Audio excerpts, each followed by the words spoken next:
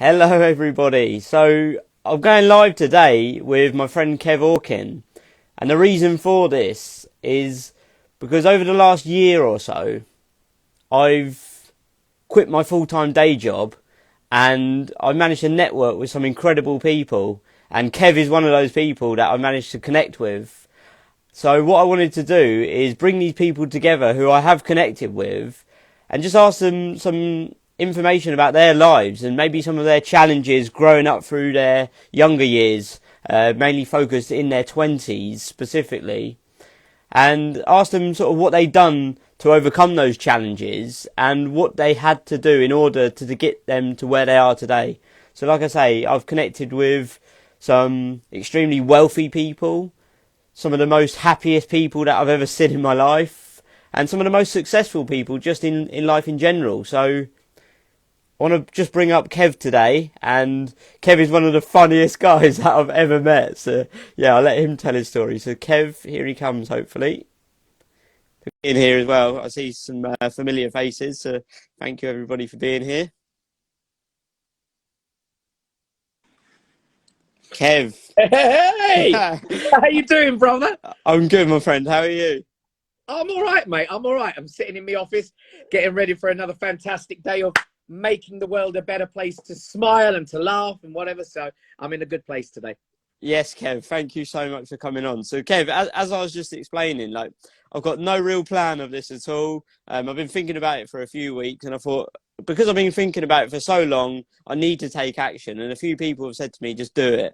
Um, so what I really want to mainly focus on these Instagram lives that I'm going to be doing is bringing, say, the older, no offense, the older generation, the people that I've connected with through, say, Clubhouse, Yeah, and get you to share some of your tips, tricks, and yeah, some of the things that you've been through in your life, mainly focused in your 20s, because I'm going through the last year of my 20s now. I'm 29 years old as of the other day. So yeah, I know for me, it's say growing up, especially when I went through that, say, depression period in 2018, 19, I was asking many, say, questions of just life in general, like looking for the answers of life. But I found over the years that there are no, say, specific set of rules or answers for anyone's individual life, because we've right. all got a different life. What Correct. could be right for me could be completely different for you, and vice Correct. versa. But I do know that there's almost like a generic blueprint that could be used, a set of skills that can be used to, say, get you from where you currently are to where you want to be in the future. Sure. So again, just from what I've learned from people like you, Kev, is it's mainly to do with, say, our daily habits and routines, etc. So you're, Kev, someone that just makes me smile and makes many other people smile. Like, just being surrounded by you, like in your presence, every time that I've met you face to face, Kev, I just automatically just smile. I'm just happy just being around you. Because I've got a face like this. Yeah. You can't do anything but smile.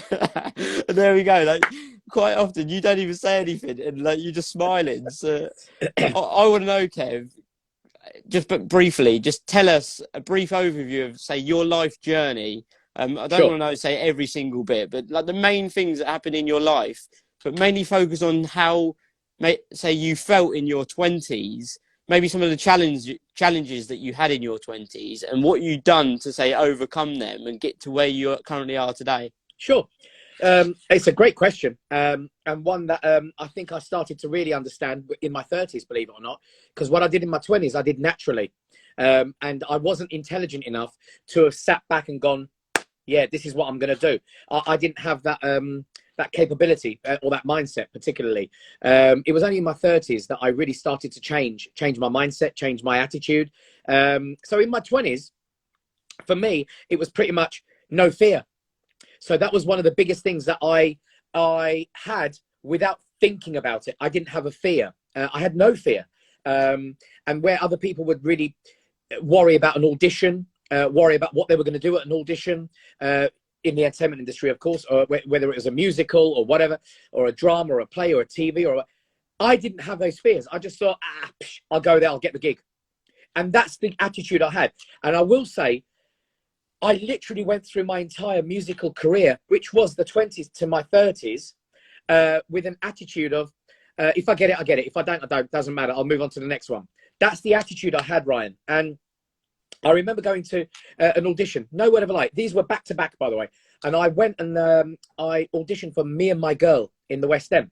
And I walked in, and the director said, "Hi, what are you going to do for us?" I said, "Well, I'll sing a song." So I sang a song, and he said, "Fantastic." He said, "Can you do this joke and this acting piece?" So I did that. Absolutely fantastic. And then the choreographer got up and said, "Do you tap dance?" And I said, "Yeah, yeah." I don't.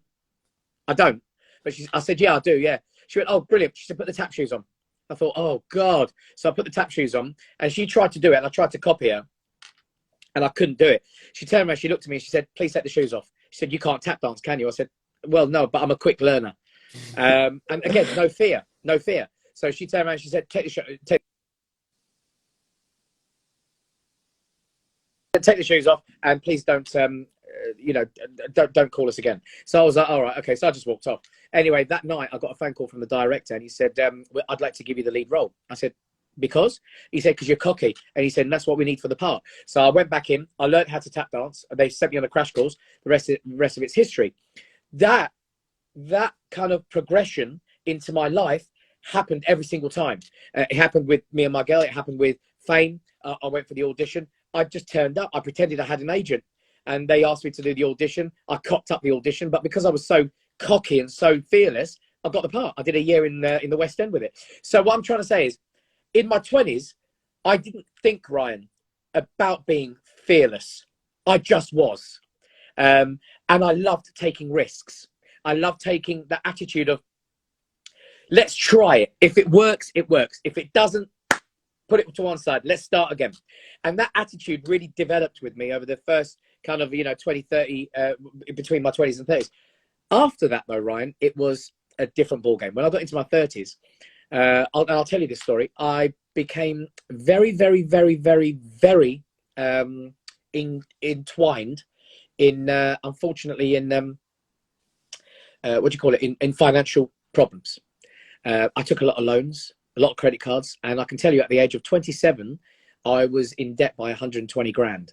I had a property, but I couldn't even pay the mortgage on it because I had 6 or 7 maxed out credit cards and a loan for 45 grand. And it was just ridiculous. And it was just, the interest I was paying on a monthly basis was ridiculous. And I got into my 30s, and that's when my life changed. And it changed because I wanted it to change. And I turned around and said, right, enough's enough. I don't know what I'm doing. I don't know where I'm going, how it's going to work, what I'm going to do to change my life. And I went and read, and I think you know this, The Rich Dad, Poor Dad. And I did the course for 3 days. And during that course, I managed to learn some incredible lessons in life. And I even bought my first rental property within 3 days of doing that course. But I still had 120 grand debt.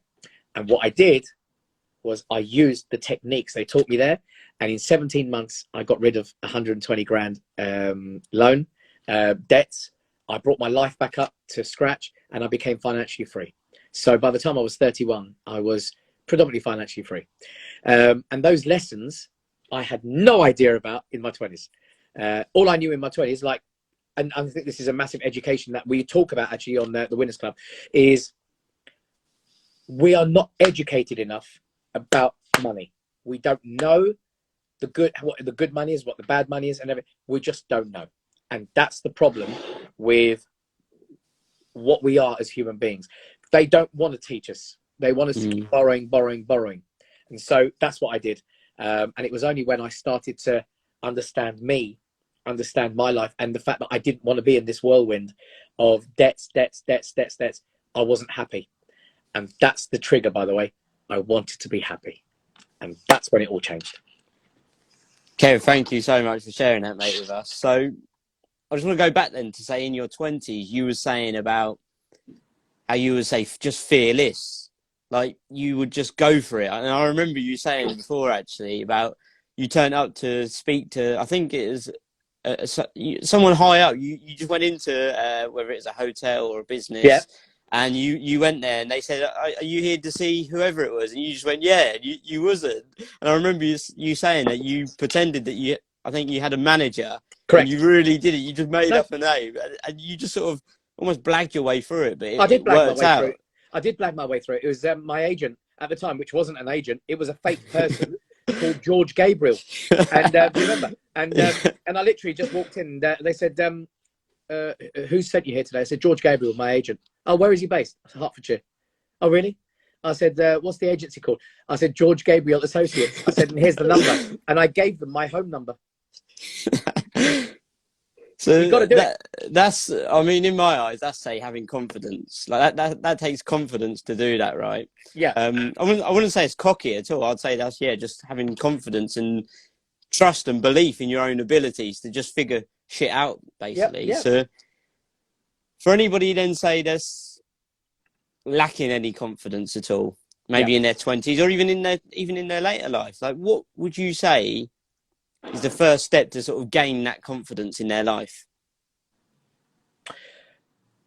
I think you've got to take one step at a time. A lot of people overwhelm themselves with trying to gain confidence quickly and suddenly. And confidence is a stepping stone to your overall being. And what I mean by that is some people think, and some people unfortunately do not interpret confidence in a positive way. And confidence can sometimes be arrogance, and then anger kicks in, and then you can't control what you're saying, what you're doing, and that confidence that you want to come out doesn't. So what you have to do is you have to take every day and take one step at a time. It's like thinking positive, which we talk about regularly on Winners Club. Thinking positive doesn't happen with you being positive all day, because it's impossible. It is truly impossible. Okay. And something might happen, and that will spoil your positive thinking. I.e., you might be thinking, today's going to be a fantastic day, I'm going to have a great love. Oh my God, I've just spilled kettle water over my and then suddenly you're thinking negative again. Those things happen regularly. But what you have to do is accept that life has its ups and downs, has its negatives, has its positives. But ultimately, you've got to choose, and we have a choice, what we accept in our lives, what we want to accept, and how we accept what is coming to us. And if you can do all that, and you take one step at a time and think, today, I'm going to be confident, and I'm going to take a selfie of myself and put it on Instagram to say, "Hi, everyone. I hope you're having a great day." If you can take that confidence and do that, that's one step. If you can then make a video and say, "Hi, everyone. I'm Ryan, Ryan Nurse, and I absolutely adore talking about positivity and blah, blah, blah," and do a 1-minute video, that's another step towards your confidence. And by building those little platforms of steps towards getting a more confident soul, it takes time. And you've got to speak to yourself as well, Ryan. You've got to speak to yourself, because the loud voice inside you will go, "Don't do it. Don't do it. You're not that confident, mate." And do you know what? They're going to judge you now. They're going to judge you because you're on Instagram. They're going to judge you. All those pictures, a couple of people are going to like it, but the rest of them are going to hate it. And they're not going to tell you really about it. And this is going to happen, that's going to happen. Or then they could take it and they could add it to this site and that site. And then you could end up being on a dating site you didn't even know you were going to do. And it's going to and all that rubbish, right? What I'm trying to say is negativity comes in waterfalls. Positivity comes in drops.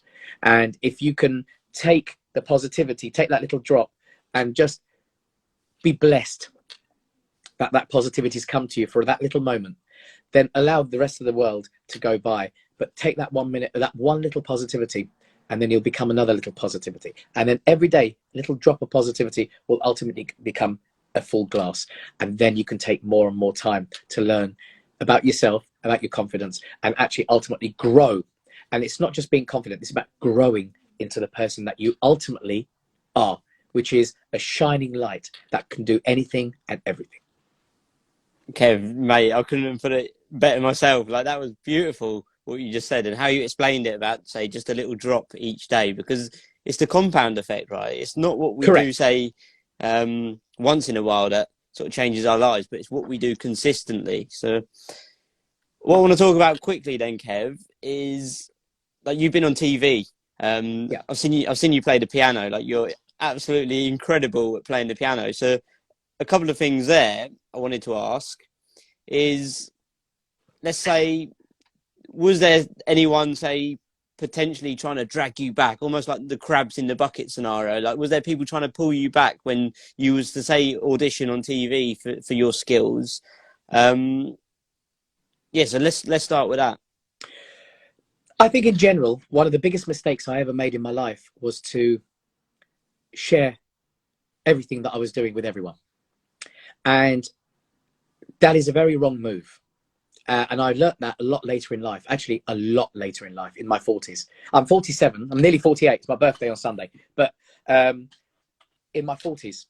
And one of the things I learned about me was that you've got to be very careful who you share your ideas with. It's like, and now it's easier for me because I've actually related it to my ideas as my children.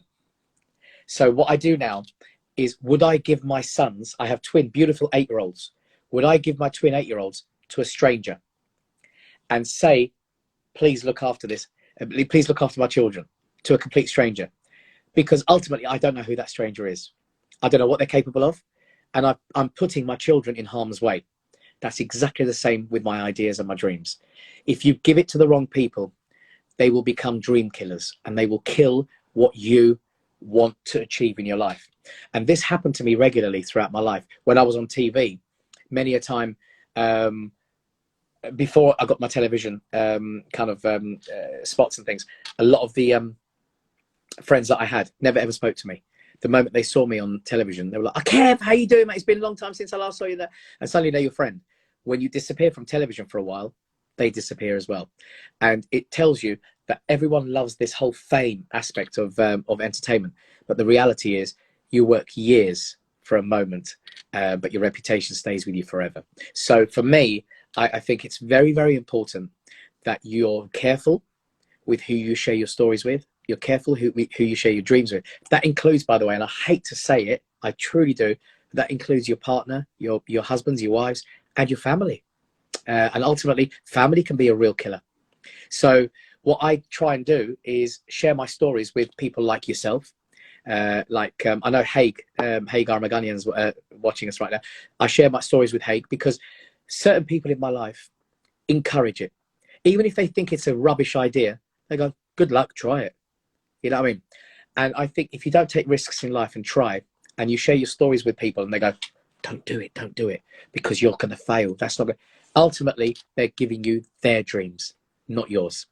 So the less you speak to others and the more you believe in yourself, and let the experience, let the creativity grow in abundance. And when they see what you're doing, you don't even need to tell them anymore. And that's the secret, I think, to disallowing negative people into your life. That's what I would say. Again, Kev, brilliant, mate. So what I wanted to talk about now, actually, quickly, because I just remembered it. So this now is your, let's say, new Instagram profile. It is, yeah. So sadly, quite recently, you had your Instagram hijacked or hacked or whatever you want to call it. So for me, let's say if this was me a few years back when I was, say, going through that depression, or when my mindset wasn't what it is today, right, I would have instantly got, say, angry, pissed off, upset with that situation, and I would have probably let it affect my day, week, probably month, even year. But for you, Kev, like, I know how much of a happy person you are, and just how you can flip, say, a negative into a positive too, because that's a big thing about life, is the way we perceive things and how we respond to things rather than react. So what was it for you that just, like, you just kept your cool? You were just like, it is what it is. I think you had maybe 7,000 followers. You built up your Instagram profile over years, and you had, say, customers, clients, and friends that had all of your stuff on there. But what was it that just kept your mindset, say, straight in that situation rather than going off on one? At the time, for me, when I lost my account, and you're right, I had about 7,500 people on there. I have a lot of mental health people on there, a lot of vulnerable human beings, special needs. who, and young people who follow me, and they're all vulnerable people. And when I lost the account, which I did simply by replying back to a friend who needed a link sent to them, I lost the account. And the moment I lost it, I went through a fear factor of, what am I going to do now that I've lost my account? And that didn't last long. The next thing I went through was anger, but that didn't last long. Then I went through frustration. That didn't last long. And what I did was, and I'm trying to teach the people listening as well, is you don't allow the negativity too much time. You give it space, but you don't allow it too much time. So anger, I gave it an hour. Frustration, I gave it 30 minutes. Shock, panic, well, I gave it a couple of hours. But once that was out of the way, I just went, it's done. It's done. And through few friends, I managed to get the information out there that I've been hacked. What really upset me was the fact that Instagram was now, my account was now being used to target other people. And that to me was the biggest frustration that I overcome, because I didn't want anyone that knew me to be hurt. And that was more important than me losing an account. So I immediately changed my mentality to positive thinking. Right, I've had my little thing. I've had 3 or 4 hours where I've been upset. I'm now going to go to bed. There's nothing I can do about it. Tomorrow morning, I'm going to get up and I'm going to fight this. And I'm going to fight it with positivity. I recorded a video. I put it on Facebook, on Twitter. I came onto the Winners Club. I spoke about I'd been hacked. They gave me some time, Paul and Ashley. And I got it out there. The only other person that got attacked was Abigail Barnes through my account, and she lost her account. But fortunately, that was it. We were done and dusted. And I set up a new account within a couple of days called The Real Kev Orkian.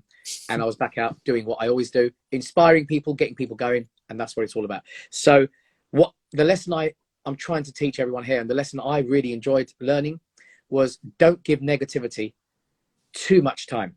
Give it enough time to settle you, but not your entire day, not your entire week or month or year, because it will destroy you.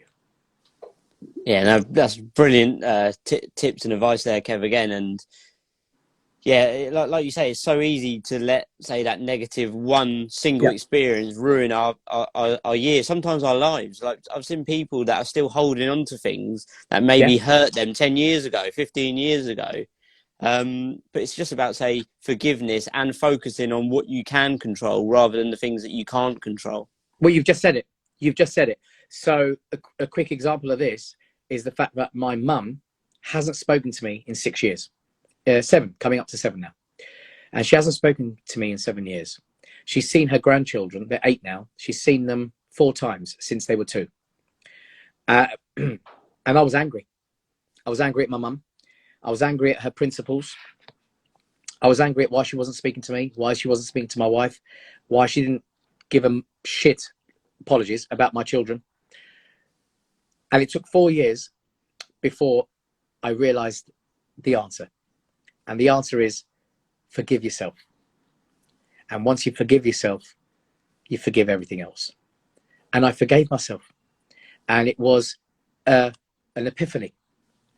I was, my shoulders were softer. My head was clearer. My eyes could see better. And it was an epiphany. And I realized that I had to forgive myself for the fact that my mum wasn't talking to me. And by forgiving me, I forgave her. And now I have nothing but love for my mum. She still doesn't talk to me, but I have nothing but love for my mum.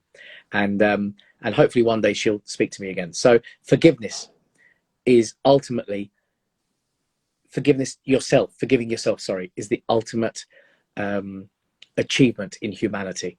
And I think being kind to yourself means you can be kind to others. Loving yourself means you can be loving to others. And I think by using that initiative in everything that you do, to you first, then you'll be great. great for others. And it's the same, isn't it? If you earn money, how can you give money to someone else if you're not earning it yourself? You have to earn it to be able to give it. And when you give it away, it comes back to you in abundance. And I truly, truly, truly believe that. Oh, and Aaron Phillips but how did you start forgiving yourself? But if you don't mind me answering that, would that be all right, Ryan? Yeah, go ahead, mate. Please do. The way I forgave myself was to wake up one morning and say, it's okay. It's okay your mum doesn't speak to you anymore, because you can't control what other people think and do. It's okay that your mum doesn't want to talk to you and doesn't want to be in your life. It's okay. And I always wondered if my mum stopped loving me, because when I was 43 is when I became an orphan. I became an orphan. That's how I looked at it. And I just thought, what do I need to do? And the journey to my happiness was by forgiving myself and going, it's okay. It's okay for your mum to not want to be with you in your life, because that's her journey. And ultimately, she gave birth to me. I don't know how anyone can not love you who's given birth to someone. My children, I didn't even give birth to my children, of course, but unconditional love, I don't know how I would be without them in my life. I can see that now, being a father. And I think my mum is going through a very tough time, and I have nothing but love for her. And I think she's going through mental breakdown. I think she's going through mental health. So what I would do is just send her positive love, positive vibes, and just forgive myself for being angry at her, because she's going through her own journey. And I think that's the secret. Yeah, Kev, mate, I love that answer. And yeah, like you said about anger there, and just forgiveness. Like forgiveness, I believe, is freedom. Yeah. Forgiveness is the ultimate freedom, because if we're holding on to, say, anger for a past situation, or what someone's maybe said to us or done to us in the past, the only person that we're hurting is ourselves, because that individual has probably forgotten about the whole situation. So they say anger is the wind that blows out the lamp of the mind. So brilliant saying. Yeah, like we need to forgive ourselves and forgive that person, because they were only doing what they knew best at the time in that moment. And they were maybe unaware of what they've done or said to someone or to you. But yeah, holding on to anger is like drinking poison and expecting the other person to die. But forgiveness is the antidote. So forgive others, not because they deserve forgiveness, but because you deserve peace. Correct. So Kev, I want to speak about now then. Go on. I want to ask a few questions now. I've got 5 questions that are pre-written. And like for me personally, again, going back to say when I was in this depression and I was confused in my life. You went through a lot. A lot. Yeah. So when I was really confused, I was going here, there and everywhere, asking anyone and everyone for advice. I was asking all of the wrong people for any old advice. There you go. The I was worst, speaking about that earlier. Yeah, the worst advice you can get is the wrong advice. Yeah. So that's why I want to bring people like yourself, Kev, people that I really respect and that have actually got proven results in what they've done. Like for you, for instance, how you went from being snowed under in debt to then changing your mindset to then getting out of that debt and becoming happy as well. So the first question that I want to ask you, Kev, what has been, say, the best piece of advice that you've ever received and why? The best piece of advice I received is probably from my mum. And it was many, many years ago. And it has served me to this day. And it's grown on me. I've got to explain this before I tell you the actual saying. It's grown on me because I see more purpose behind this saying than just what it was in the first place. And the saying is, silence is the best answer to your enemy. I kind of translated that in Armenian. Silence is the best answer to your enemy. It's an Armenian phrase.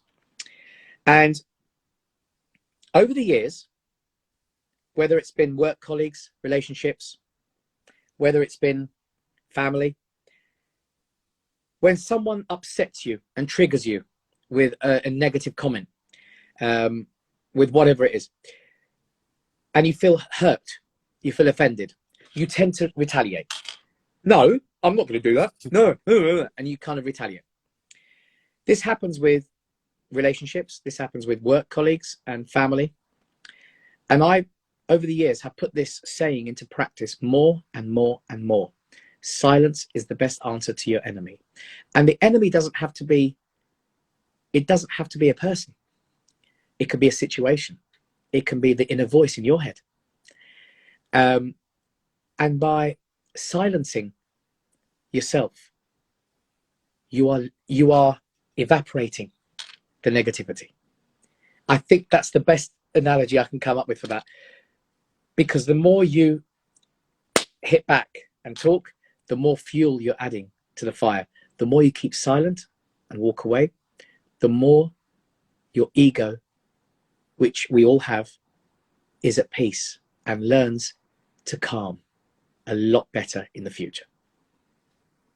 Wow, Kev, that's amazing, mate. And it's so true. Like, the minute we react to a situation rather than absorb it and then respond when the time is right, if we're just reacting to things, that's when we make the wrong choices. Correct. In life. They say, I think it's Tony Robbins said it, when emotion is high, logic is low. Correct. And when we're all up here in our head, we do the wrong things. That I've done it many a times. So Me too. Silence is so important, especially say if you're being confronted by somebody else. If you're just silent and you just listen to what they're really saying, they burn out, like they burn themselves out because they've got no more to give. And then you can just take on board what they've said and then just remain calm at all times and then just respond to what that person said. But also as well, I like what you said about it doesn't even have to be a person too. No, it doesn't have to be. It can be a situation. It can be an inner voice. And sometimes our inner voice is the loud one. It can be very negative and it can really affect you. And I know, young guys, like young 20-year-olds, 30-year-olds who turn to drugs because they want to numb that situation in their head. They turn to alcohol. They turn to cigarette smoking. They turn to other stuff, and that can be sexual emotions as well, and they turn to, I don't want to say it, but they turn to a lot of negative sexual connotations as well. And all of it comes down to the fact that actually, if you just be good to yourself and you forgive yourself and you sit back and think, you know what, this doesn't have to affect my life. And actually, I have a choice. And ultimately, this is something that people always forget, that we have a choice. And we can either take the blue pill or the red pill, like the Matrix. But ultimately, you have a choice. And the quicker you learn that the choices you make in your life today are what ultimately is what you see around you. And this is why, Ryan, by the way, I just want to show this. Obviously, I get very proud of my certificates that I've achieved over the years, and all the recognition, including the Hollywood Walk of Fame and all that. Wow. But for me, one of the things that I look at all the time is, by looking at my achievements, I realize that I've taken a path of success and positivity, because as you can see, my office, all the posters of all the shows that I've produced, all the ones that I've starred in and whatnot, they're all there. And I look at them every day. And the reason I look at them is because I look at them and think, wow, I'm 47 and I've done all that in that amount of time, which is not 47 years. It's only 27 years. And if I've done that, or 28 years, sorry, if I've done this in 28 years, imagine what else I can achieve in the next 28. And I want to change the world. I want to change entertainment. I want people to enjoy their lives. I want them to really understand that one little smile a day, one smile a day can change the world. But people don't get it. And as long as we start understanding it, and the young people in this world start to adopt the lessons that we're now learning ourselves, Ryan, you, me, other people that are learning, and we can instigate this to 15-year-olds, to 14-year-olds, to 10-year-olds and say, just smile, because you don't know how amazing that smile is going to change the world. Then I think people will get a better understanding. But I think we've still got many generations to go before we really ultimately find peace. Love that, Kev. And what I took from that there is, like, the only time we should ever look back in life, I think, is to see how far we've come. And you've got it around you there. So the next question I wanted to ask you, Kev, is about advice. What's the Right. worst piece of advice that you've ever received and acted on, and what was the result? I've received many, many terrible, terrible advice, sorry, over the years. Terrible things like, you know, I wouldn't do it, but you go ahead and do it, mate. You know, that kind of advice. Or, you know, some of them was, oh, I wouldn't do that. And I love that saying, by the way. I wouldn't do that. Well, it's not you that's doing it, love. It's me. Yeah, I wouldn't do that. Well, don't do it then, love. You're obviously still sitting in a one-bedroom flat after 60 years, rather than the fact that you've been an incredible human being. You've actually gone and you could have gone and studied as a lawyer. You could have done all your dreams, and you could have ended up getting a better house, or you maybe a holiday home somewhere and whatever. Because people living in flats is not a bad thing at all. So I don't want people to understand that in the wrong way. But I know one woman. The reason I'm telling you this is because I know one woman particularly who complains about her life every single day. She lives in a one-bedroom flat in North London. And she complains that her flat's rubbish and she's got a dark and dingy flat and this. No, she complains every day of her life, this woman, right? And one day I just topped. And I said to her, you're living in a one-bedroom flat in North London. You haven't stopped complaining about this flat. But the fact remains, you bought it. You made the choice to buy a flat. So what part of this are you not getting? If you're complaining, you're not complaining to anyone but yourself. And you have a choice. Sell the flat, buy yourself another flat, somewhere that you prefer to live in. This is the problem with people. They like to complain. They don't like to change. Mm-hmm. And if you are afraid of change, then, and you know, and I know this because we're both advocates of Les Brown, but if you always do what you've always done, you'll always be where you've always been. And that saying has stayed with me for years, as I know you have quoted that as well. That mentality is insane. If you hate your one-bedroom flat, this is the woman I'm talking about, one-bedroom flat, and you hate where you are and it's a dark and dingy place, move. It is possible. And the word impossible, I've never, ever looked at it as impossible. I've looked at it as I'm possible. We know that as well. And you've got to keep doing that. I have been self-employed from the moment I started working, from the age of 15, 16. I've never relied on anyone for income. And I've pushed myself forward every time. And I have failed every single day. I have failed and I have grown. And I have failed and I have grown. And I have become very comfortable in failing. And I enjoy failing because by failing, I create incredible, incredible things. And for me, nothing is impossible. Nothing. And I've proved it. Over the years, I've proven it with my shows. I've proven it with my documentary on Amazon right now, Armenia Uncovered, which received many accolades. And I'm proving it every day of my life to me. I'm proving it to me. Because this is my journey, Ryan. Like you said at the start, this is my fingerprint. That's your fingerprint. And we're two different people. And we could go and have the same passions in life, but we will never get to the same place with the same identical journey. And what I mean by the journey, your thoughts are what you become. So when I look here and I see what I see, it's because I have thought about this and I've magnetically attracted it. Now look at what you've got around you. Look at everything that you can see, and all the listeners that are listening now. Look around you. Look what you can see. Look at your sofas, your chairs, your windows. Look at your TV. Everything you have in your life right now, from your career through to materialistic, through to your family, you have imagined. And if you can believe that, then imagine what you can do. Mate, that's brilliant there. And it's so true. Like every single thing that's ever been created has been created twice, once in the mind and once in reality. Correct. And everything we have around us is, say, a direct result of the things that we've done or not done. Like going back to that lady just quickly about the one-bed flat, like if she doesn't want to be there, it's her choice to be there. It may not be possible to say, get up and just leave tomorrow. No. But you got to start somewhere. Like you got to take that first and it starts step. Here. Yeah, exactly. Here. I want to move from here. Start picturing, and this is what I do, by the way. Start picturing where you want to be. Start picturing walking into another house or a flat or a condo or a townhouse or whatever, or even a tent or even a barge, a boat, wherever you want to be. Start seeing it, then start believing it. And then once you start believing it, you start taking action. How am I going to get this? And once you take the action, then you will achieve it. And we know this because you and I have both spoken about Anthony Robbins and other people, you know, and everything they've achieved over the years. If you see it in your mind's eye, ultimately, it's already here for you. And you just have to look up. I'm not religious, by the way, but look up and just thank the infinite intelligence and say to it, I'm ready to receive. I'm ready to receive. That could be anything. Your career, your material, your messaging, your life, your family. I'm ready to receive. Because if you've thought about it, you will see it. Now, here's a proof to you. By the time I'm 50, so everyone knows now I'm nearly 48 on Sunday. By the time I'm 50, I will be driving around in a brand new Bentley Continental.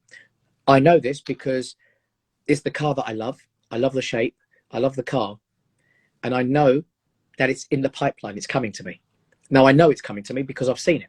But the funny thing is, every single day, for the past year and a half that I've decided I want one, every single day, I see a Bentley going past every single day. I see things that I want to see in my life every single day. And now what I have to do is turn around and say, it's here and I'm ready to receive. Oh, Kath, I know Kath very well, actually. She's just, but not always so easy. Ill health and lack of money prevents it in reality. No, I'm sorry. In a way, I have to disagree with that, Kath. It's down to the mindset. Now, ill health, absolutely believe that. And you're right. Ill health stops many things being achieved. It slows you down. It does. We know this because Ryan, right in front of me, has been through this adversity himself. But if it does stop you and it prevents it in reality, then perhaps Ryan should tell you his story right now, because if he had taken your mentality of it prevents you, money and ill health prevents you from actually having this in real life, then Ryan would still be in a hospital or would be dead right now. And I wouldn't be having this conversation with Ryan. But his mental attitude got him out of a coma into a career, into Winners Club, and then into this conversation that we're having right now.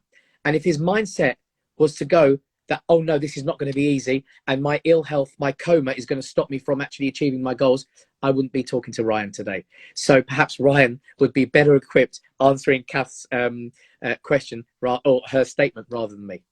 Yeah, no, thanks, Kev. I know you need to be off for 10, and I had a few other questions to ask you as well. But briefly or quickly, yeah, for me, the whole coma and being in that, say, traumatic brain injury that I had, yes, you did, 10 years ago, that really, to be fair, was nothing like to me. As much as it was really, really bad, and I would say on my deathbed, I never once thought like this is going to stop me from achieving what I want to achieve in life. And because I never had that thought go through my mind, I acted on improving and progressing my life rather than staying stuck where I was.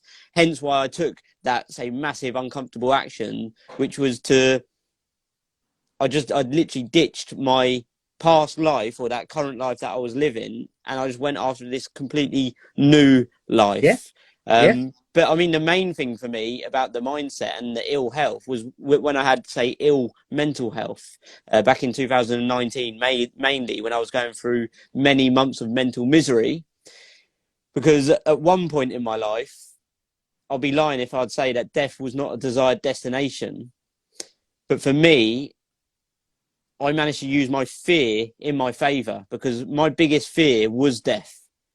And I used that fear as fuel to then say, help me get up and out of that ditch that I'd created myself in my own life, because I was stuck there with bad mental health. And every single thought that come through my mind was, I'm never going to be happy again. I will never be able to do this. And the language that I was telling myself prevented me from moving to that next level of life. And like you just said there about, you know the car that you want, you know when you want it, and you know what you need to do in order to attract that into your life, because you're on that frequency.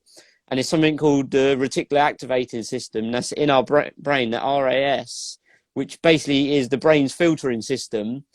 And like, I'm sure the easiest way to explain it is if you said you bought your ideal car. It was that car, I don't know, let's say Sure. a Ford Mustang with chrome rims. Like that's your ideal car. Oh, You've gone and you dirty man, you. let's just say that you've gone and bought that car, and then next thing you know, you've seen another 10 Mustangs with the same rims everywhere Totally. when you haven't seen one for ages because you're That's now right. tuned into that You're frequency. tuned in.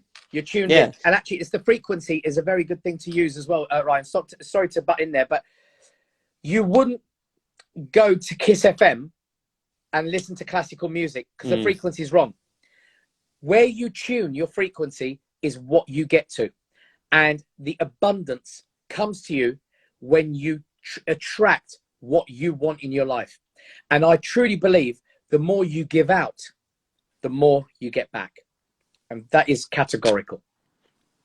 Yeah, like you need to be tuned into that right station. Like you can't be, like you say, tuned into Kiss FM and expect to pick Capital up on your radio. It doesn't work. Just like you can't think positive and act, you can't think negative, sorry, and act negative positive all the time and, No. and expect to live a positive life. Like it doesn't work. Like you literally, you get what you are.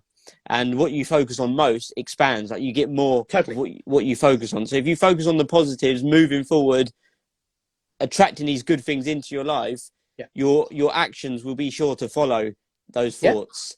So Kev, just as we sort of finish up now, because I know you need to be away by 10, I want to ask you a question about life in general, about learning things in life. So a big part of life is obviously learning and progressing and moving forward.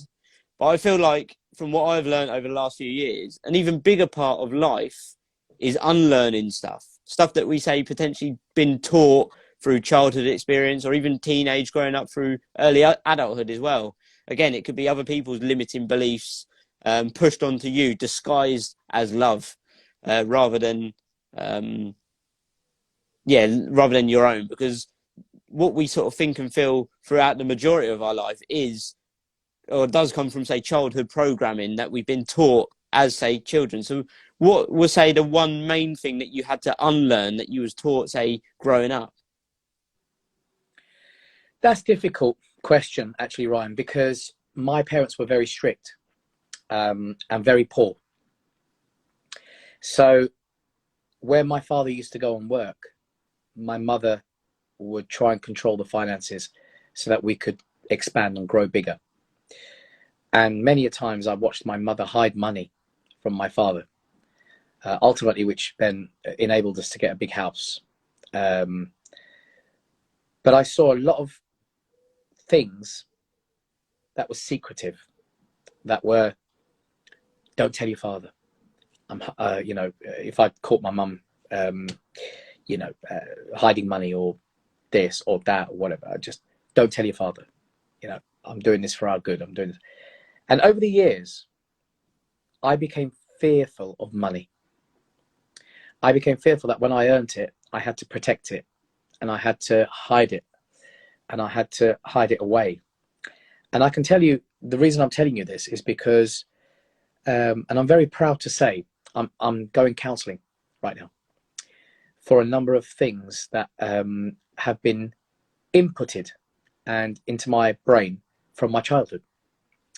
And I've really struggled over the years with understanding certain aspects of my life. I was very much controlled, very controlled from a very young age. And I felt by moving that on to other people, I was being good to them. And I wasn't. Controlling people is ultimately the worst thing you can do. Letting people go and seeing them come back is the greatest. And it's like the saying from one of my favorite musicals, Fiddler on the Roof, when he said, a bird may love a fish, but where would they build a home together?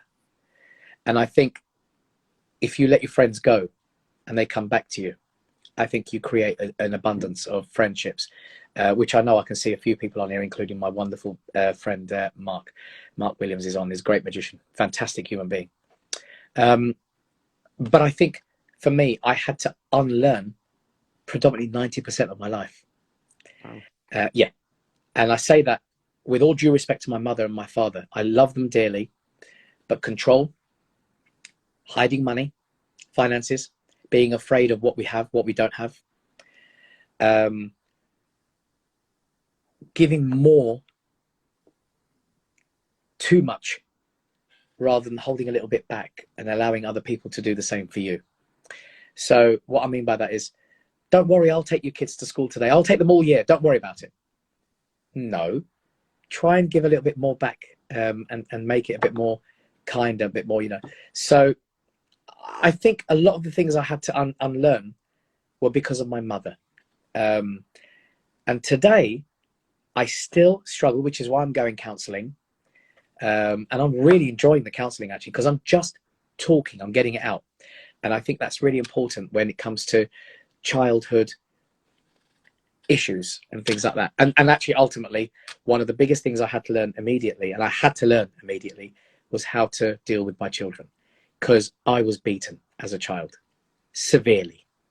So I had sticks broken on my back. I had the slippers,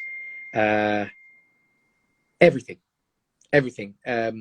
I was starved once in my bedroom because I didn't want to eat spinach. I was severely beaten. And then when I grew up and I had children of my own, I found myself on a number of occasions, I wouldn't say more than about 10, number of occasions, smacking my children on their ass and being angry. And I realized actually that it wasn't getting anywhere. And I realized that my mother doing what she did to me also didn't get her anywhere, because I ultimately ended up doing what I wanted to do. So why beat children when we can talk to them and understand them? So for me, learning to be a better parent was learning how to listen, how to control your emotions, and how to be a better father and a better example to your children, so that in the future they become a better example to theirs. And I think that's what I learned from my time. Yeah, Kev, I just want to say thank you for being so vulnerable there and just sharing that with us, because the majority of us have picked up stuff through our childhood. Yeah. And that we bring it into, say, our adult lives as well. But a huge or a big way of, say, dealing with those childhood experiences is to bring it up right in front of your face and get some professional help, which you've done. So I just want to say congratulations for that, Kev, as well. Like that's brilliant to hear that, and to hear that it's going well. So yeah, you mentioned there, like, you had to unlearn a lot of stuff maybe from that your mother's taught you. But I just want to go back a few steps. When I asked you what was, say, the best piece of advice that you've ever been given, and you said it was what your mum said to you as well. So that's also a positive from, say, what your mum too. So it's almost like polar opposites. Like, yeah, maybe you learned some stuff that you want to, say, unlearn now, but you also learned one of the greatest of life lessons from your mum too. So that's brilliant. So Kev, I want to ask you now then, quickly, if you have one, what was the greatest, say, lesson that you learned from the most painful experience in your life? The greatest lesson I learned from a painful experience was trust. And I think trust for me is a very, very difficult thing, because I trust everyone, or I did. And I interpreted it as trust was a way of being respectful to others. When in actual fact, trust has to be earned. And by interpreting trust as a respectful thing, a lot of people used me. Even as recently as last year. And I still didn't see it. So for me, I don't want to change as a person, because I love being kind. I love being caring. I love sharing. I love giving opportunities to other people. But I feel that I have to choose wisely who I trust. So for me, I think that's the key. And that's what I think that's where I really got hurt, when people mistook my kindness for weakness, and the trust that I gave them, they used against me. And I think that's the biggest lesson I learned from being hurt. And I was hurt many times, many times. So trust, it's a great thing to have, but it's difficult because actually there's very few people in this world that will ultimately care about you and your journey. And no one will care as much as you care for yourself. And if you can believe that, and you can believe that even family can be jealous, can be disastrous, can be negative, then you'll realize that actually you don't need any more than your own trust and instincts to really get along in this world. Yeah, mate, I love that. Absolutely.